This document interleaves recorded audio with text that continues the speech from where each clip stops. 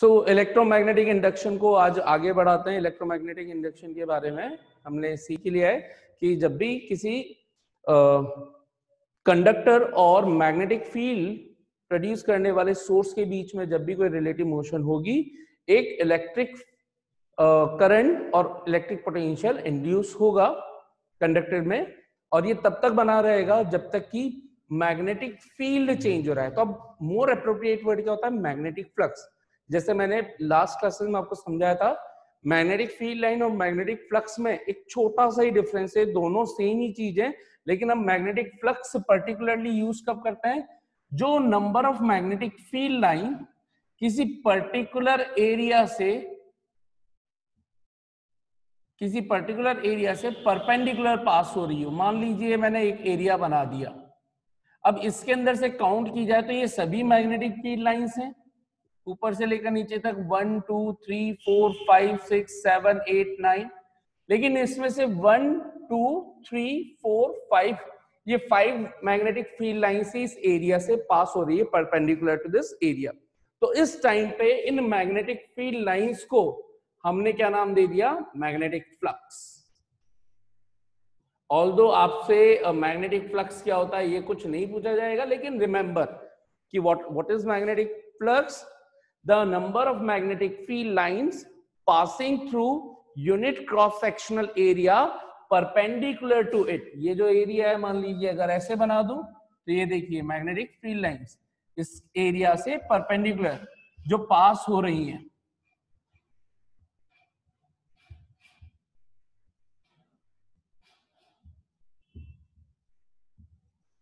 यहां देखिए ये भी मैग्नेटिक फील्ड लाइंस है, तो यहाँ पे इसमें से जो पास हो रही है वो 6 मैग्नेटिक फील्ड लाइंस है। बाकी टोटल अगर मैग्नेटिक फील्ड लाइंस काउंट करूं तो 10 है। 10 मैग्नेटिक फील्ड लाइंस में से केवल परपेंडिकुलरली 6 मैग्नेटिक फील्ड लाइंस ही पास हो रही है, तो हम इनको कंबाइंडली बोल रहे हैं magnetic flux. So what is magnetic flux? The number of magnetic field lines passing through some area perpendicular to it। अब passing through unit cross sectional area, more appropriate word ये होता है, उसको बोलते हैं मैग्नेटिक फ्लक्स। ये क्यों बता रहे हैं? क्योंकि बेसिकली जो फैराडे का जो उसने एक्सपेरिमेंट किया उसके बेस पे उसने 2 लॉज दिए, और उसने उस जगह पे मैग्नेटिक फील्ड की जगह क्या प्रॉपर वर्ड यूज किया है? Magnetic flux. ठीक है, तो whenever there is a change in magnetic flux linked with the conducting coil, then a current as well as respectively a potential difference will induce in that conducting coil, and it will last so long till there is change in magnetic flux। जब तक किसी भी conducting coil से कोई अगर magnetic flux link हो और वो कंटिन्यूअसली टाइम के रेस्पेक्ट में चेंज हो रहा हो, यानी कि कंडक्टिंग कॉइल और मैग्नेटिक फ्लक्स के बीच में कोई रिलेटिव मोशन हो या फिर मैग्नेटिक फ्लक्स चेंज हो रहा हो, तो उस कंडक्टिंग कॉइल के अंदर, उस कंडक्टर के अंदर एक करंट और एक पोटेंशियल डिफरेंस इंड्यूस होगा, जिनको induce current as well as induce potential difference बोला जाएगा। और ये तब तक बना रहेगा जब तक मैग्नेटिक फ्लक्स चेंज हो रहा है। फॉर एग्जांपल, चेंज होने का मतलब क्या हुआ? जैसे अभी मैंने बोला यहाँ पे मैग्नेटिक फ्लक्स ये 5 लाइंस के थ्रू रिप्रेजेंट हो रहा है, और यहाँ 6 हो गया, तो 5 से 6 चेंज हो गया। अगर मान लीजिए 7 हो गया, 8 हो गया, तो मैग्नेटिक फ्लक्स चेंज हो रहा है। मैग्नेटिक फ्लक्स चेंज होने का मतलब सिंपली आपको ये समझना है कि कोई कॉइल है, उसमें से पास होने वाली मैग्नेटिक फील्ड लाइंस पहले 3 थी, फिर 5 हो गई, फिर 7 हो गई, इस तरीके से अगर ये कंटिन्यूएशन में चेंज होंगी। अब ये चेंज कैसा आएगा? ये चेंज इसी वजह से आ सकता है जब या तो करंट में चेंज आ जाए, जो करंट कैरिंग कॉइल ले रहे हो जिसके थ्रू मैग्नेटिक फील्ड हम जनरेट कर रहे हैं। ठीक है, मैं यहाँ पे 2 डायग्राम बना रहा हूं जिससे फिर से आपको समझ में आए, और इसके बाद फिर हम फैराडे का फर्स्ट लॉ का स्टेटमेंट बोला था मैंने, इसको फिर से रिकॉल करेंगे। और 2 डायग्राम बना रहा हूं, एक कॉइल का डायग्राम और एक मैग्नेट का डायग्राम। ठीक है, तो देखिए यहाँ पे, तो ये जो कॉइल है और ये मैग्नेट है, इसको मोस्ट सिंपलेस्ट डायग्राम बनाने के लिए इसको कैसे बना देते हैं? ये लिया हमने एक सिंपल सा एक लूप ले लिया, और अब ये हमने मैग्नेट रख दिया। ये मैग्नेट रख दिया। पहले भी फर्स्ट डायग्राम को डिस्कस कर रहे हैं। जब एक मैग्नेट है हमारे पास, यानी कि मैग्नेटिक फील्ड लाइंस प्रोड्यूस करने वाला सोर्स कौन है? मैग्नेट। कंडक्टर कौन है? कॉइल। ठीक है, इसमें करंट फ्लो होनी है, इसको हमने इलेक्ट्रिसिटी से कनेक्ट नहीं किया, इसको गैल्वेनोमीटर से कनेक्ट कर रखा है, जिसका काम है करंट को डिटेक्ट करना। ठीक, अब जैसे ही यहां पर अगर मैं इसकी मैग्नेटिक फील्ड लाइन शो करूं तो ये देखिए, इसके नॉर्थ पोल से ये एक लाइन पास हो रही है। ठीक है, अब मान लीजिए ये लाइंस कुछ इस तरीके से हैं।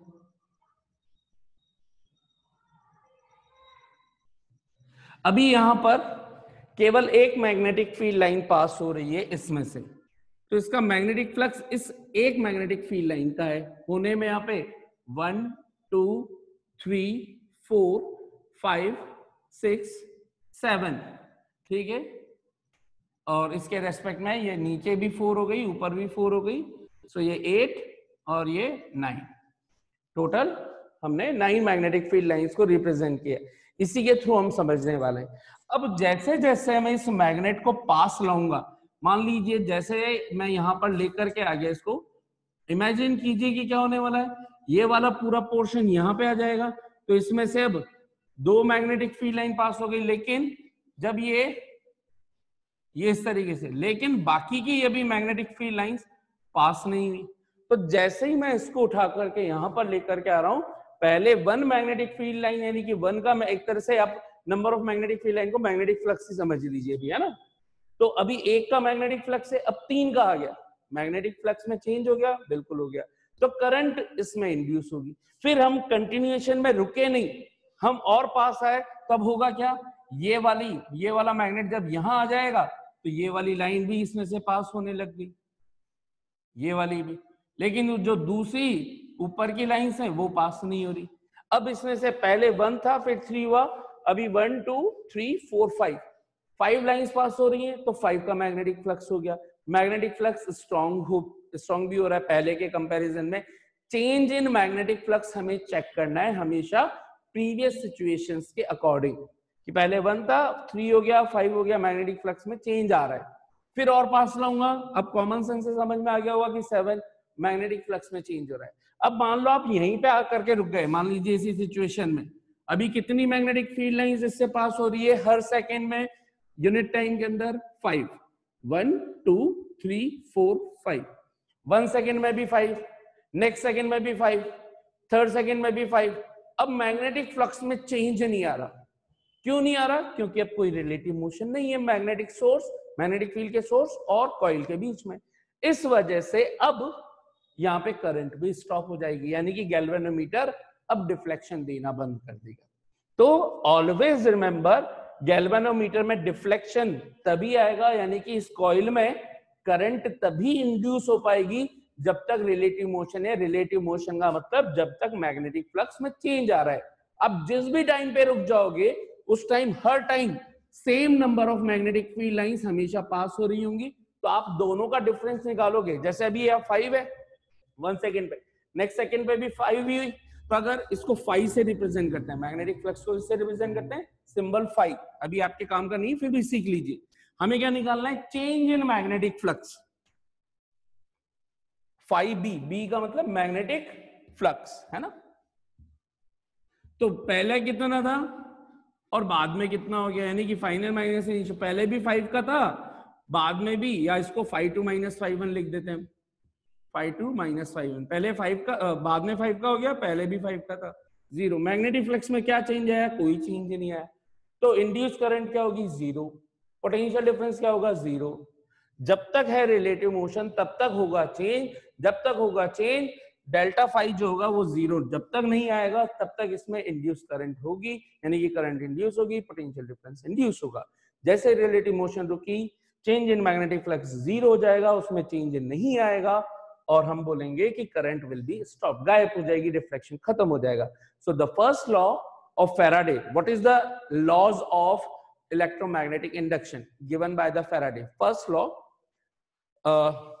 whenever there is a change in magnetic flux linked with that coil, then an electric current as well as respectively electric potential difference will induce in that conducting coil, and it will last so long till the magnetic flux is changing.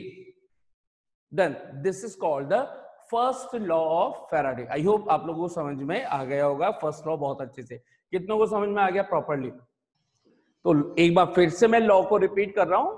First law of electromagnetic induction या first Faraday's law.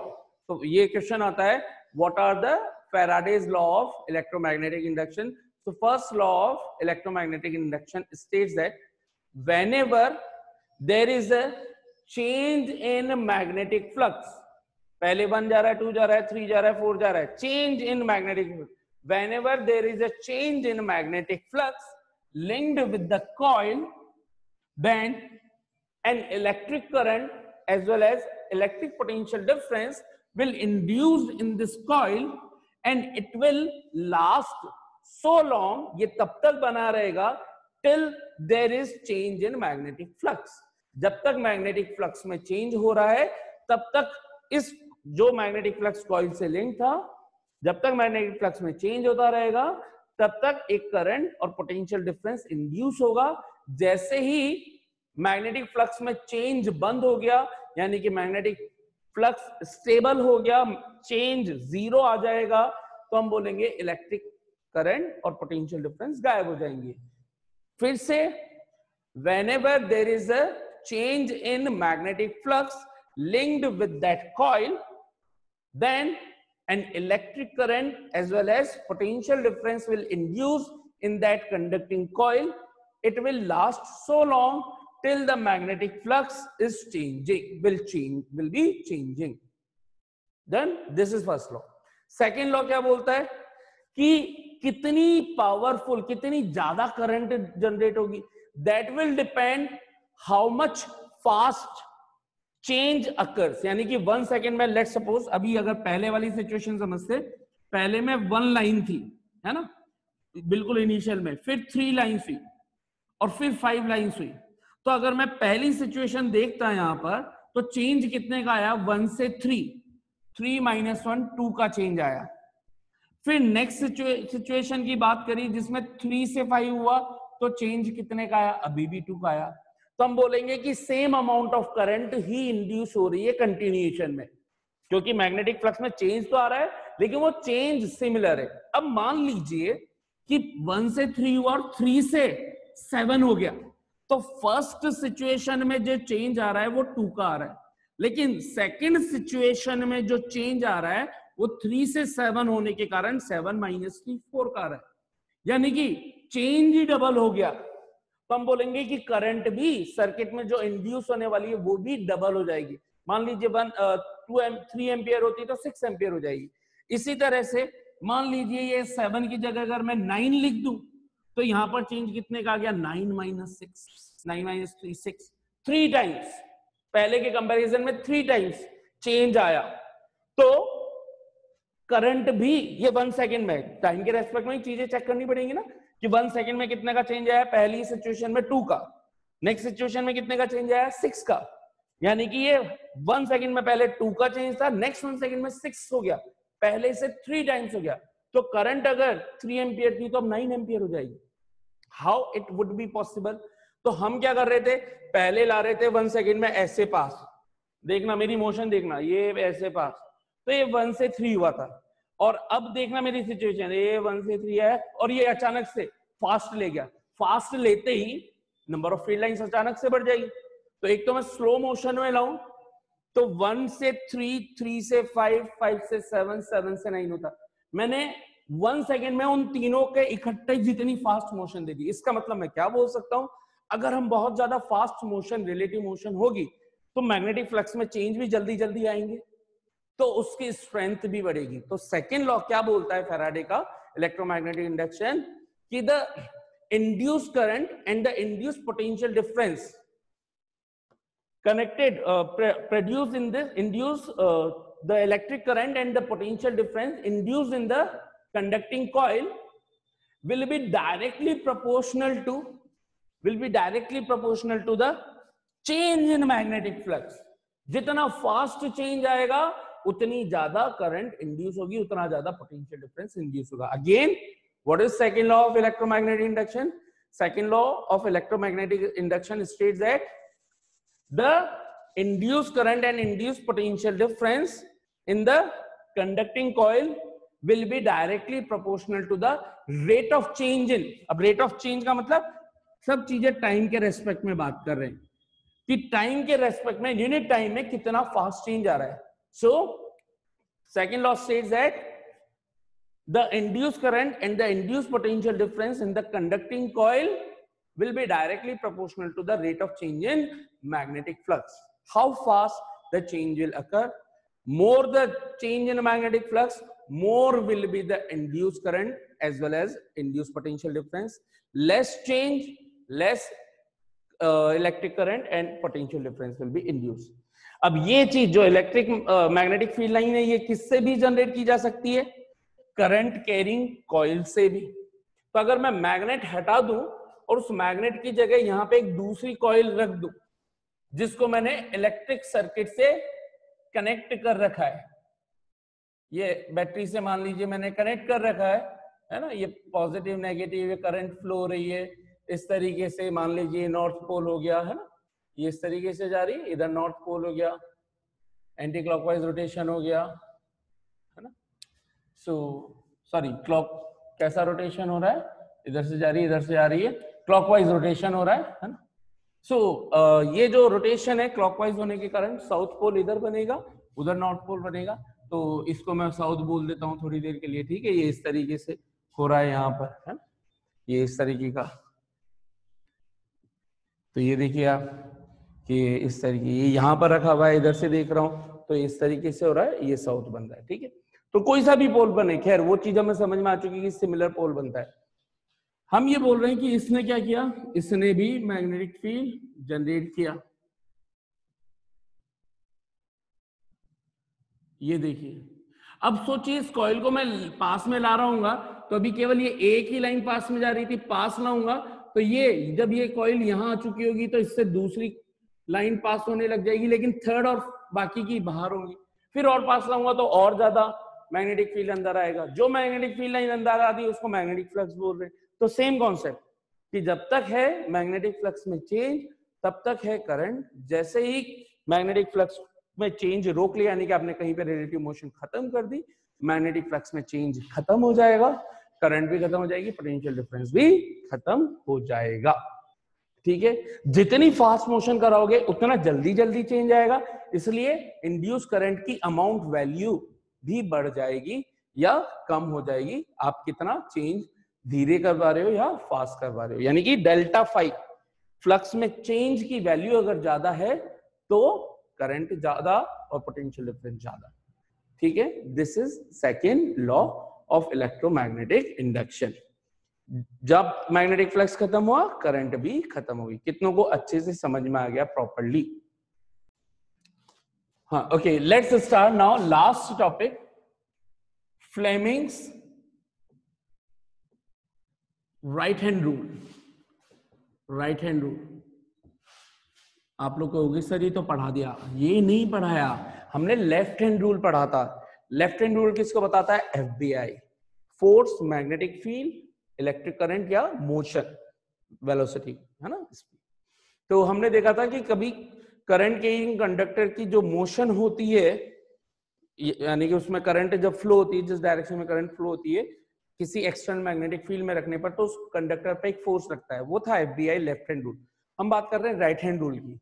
Right hand rule भी यही है, जैसे ये था ठीक वैसे ही यो यो. ठीक है, तो देखो यहाँ पे क्या होता है. Fleming's right hand rule, Fleming ने किस चीज के लिए बताया?